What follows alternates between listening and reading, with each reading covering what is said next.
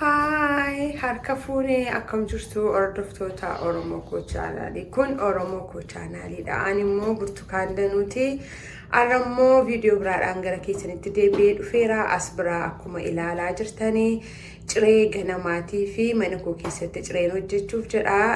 Kanaaf ciree ganamaa haanqaaqu foonii wajjiniin akkamitti hojjetanna isan qabadhee gara keessanitti dhufee warrooti na barbaachisan immoo warrootan as biraa qabu killeen illee na barbaachisa. Akkuma argitanii foon qaba as biraa foonni na barbaachisa, timaatimiin na barbaachisa, qaariyaa qaba, qullubbii itti shifeessitanii mummurattanii akka isiniif urgeessuuf yookaan immoo dhandhama isaa akka isiniif mi'eessuuf jechaadha. As biraa immoo shunkurtiin qaba. Dhuma irratti immoo inni kun dhadhaadha. Dhadhaa immoo kan inni itti godhadhu urgeeffachuuf mi'eeffachuuf dhuma irratti jechuudha. As biraa immoo kun akkuma ilaaltan soogidda qaba, asii zayitii qaba. Warroota kanaan egaa viidiyoo koo nan hojjedha qopheeffadhe immoo gara hojii isaatiitti yeroon darbu deebi'een gara keessanitti dhufa. Anuma faana jira.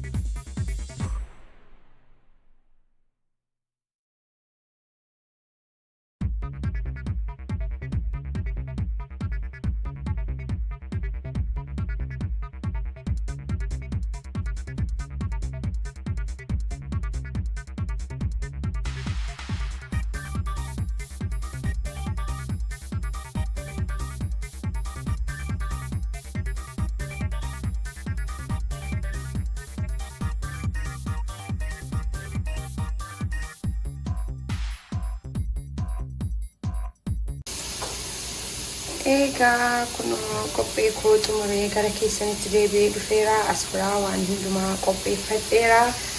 Asittis shunkurtii irra kaawwadheen jira. Egaa shunkurtiin koo bishaataa jira. Haanqaaqu keessan haala kanaan rukuttanii timaatimii ani gurguddisee muree isin yookiin kan xixiqqeessuu dandeessu. Foon shifeessitanii murattu. Egaa wanti hundumtuu qophaa'eera. Amma yeroo xinnoo ishee naa bishaatu shunkurtiin koo zayitiin itti godhadha. Hanga sanatti anuma faana jira.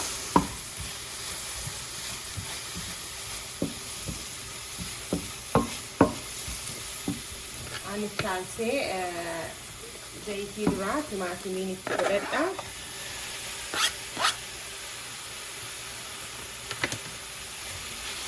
Xiqqoosee bishaan akka isin jalaa hin baafannee fi timaatimii keessan shunkurtii haala kanaanii xiqqoosee eega bishaatee immoo deebi'een gara keessanitti dhufa. Anuma faana jira ammas.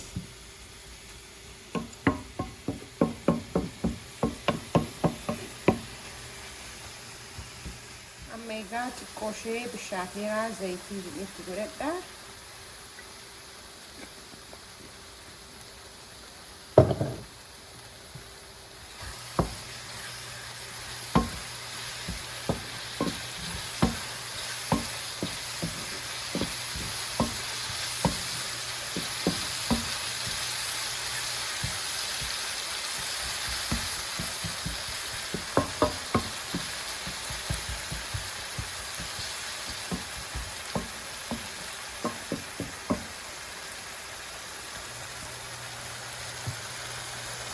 Agosti konusu godhadha.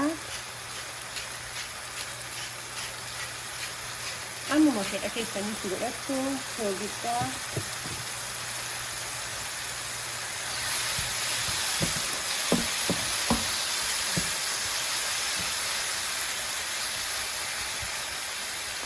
Kanattaan immoo qullubbii bilbilaa mummuradheessaadha. Isinitti godhadha.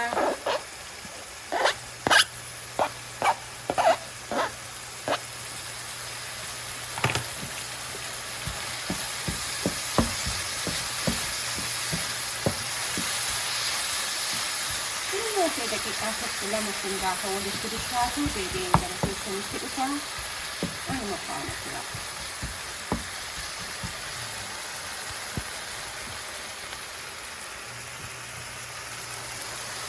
Ammoo kanatti foon sira qopheeffadhe. Isinis sira qaba.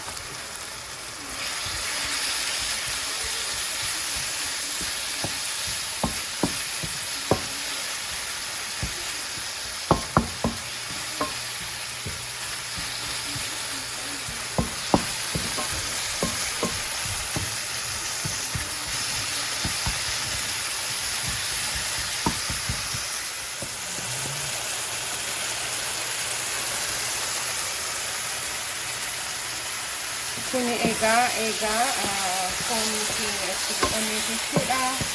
Fooni shunkurtiidha, timaatimii, qullubbiidhaa fi zayitiidha jechuudha. Amma kun wal faana akka gaariitti eegatanii bishaatee booda foonsaa akka gaariitti bishaatu hanqaaquu yeroo itti godhannu hanqaaquun dafee bishaata waanta ta'eef foon itti godhannee bishinee akka gaariitti bisheeffachuu qabna. Eegamni nu bishaatee booda hanqaaquu keenya itti godhannaa jechuudha.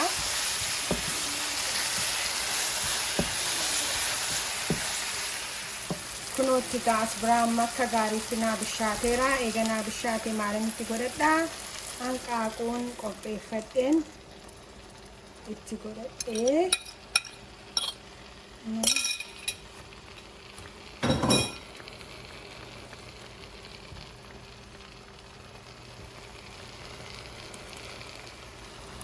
amma kunuutti gaa hanqaaquu keenya xiqqoose gara jalaatti daddabarsaa akka inni gara jalaa argatu baay'ee akka inni intini nu jalaan taanee fi furdatee akka nu ba'u yoo barbaaddanii haala kanaan suuta gara jalaatti dabarsuu jechaadha.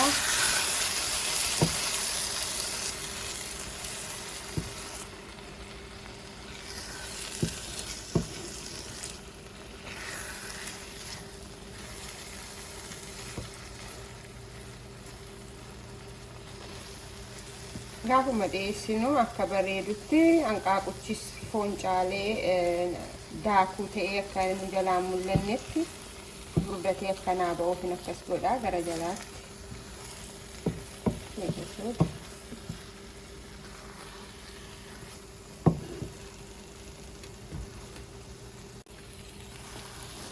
Amma eega akkas xiqqoo nu bishaatee akka garaama keenyatti gaggara gashinee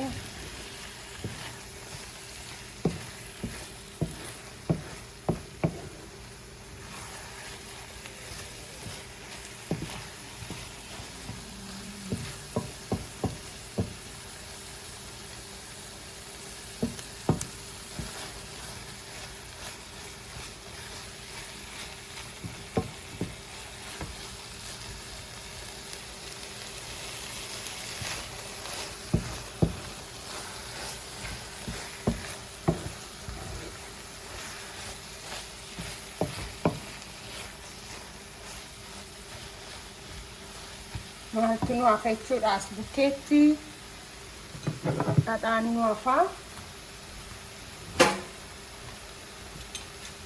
Dhadhaa kunoo akkas godhee dhadhaa sammuma fedha keessanitti godhattu jechuudha mi'eessuudhaa fi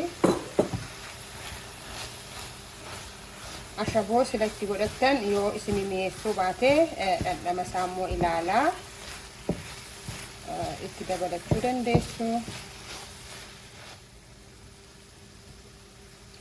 عشبون تقوشي سوقي وانا جلاد الناتف عن تنوت دبل الديرة سنشت أنت مساعدة الثانية كسبت شو دندسو ومرت وان تنعفو ونوت قاريا كوفي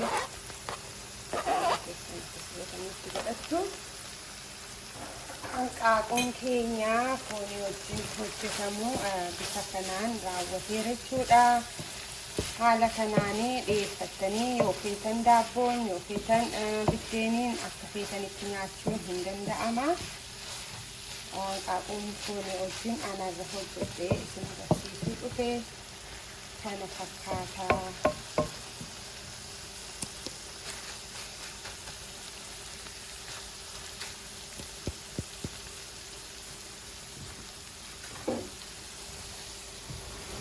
Egaa haanqaaquun foonii wajjin arraa kana fakkaata. Yoo feetan daabboodhaan yoo feetan biddeeniin yoo barbaadan akkaataa barbaadaniin nyaachuu dandeessu. Viidiyoon koo arraa kana fakkaata. Oromo koo chaanaal feetanii jaallattanii waan na do'attanii fi guddaa galatoomaa. Viidiyoo biraadhaan hangan deebi'ee gara keessanitti dhufutti ilmaan Oromoo bakka jirtanitti nagaan keessan naaf haa baay'atu. Baay'een isin jaalladha. Bye bye.